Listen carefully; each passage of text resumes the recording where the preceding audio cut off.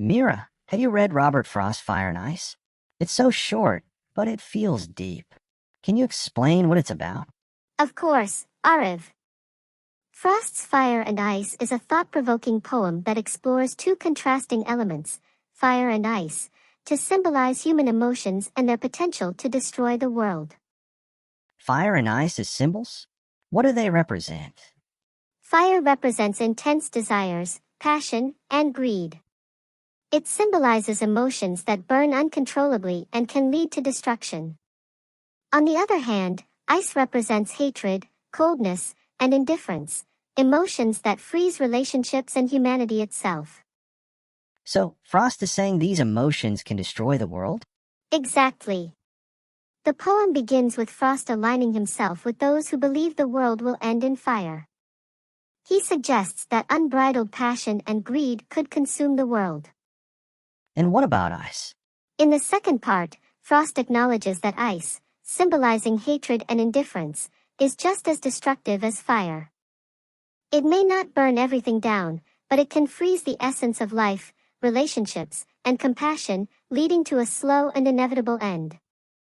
That's a really interesting perspective. Does Frost prefer one over the other? Not really. Frost doesn't take sides.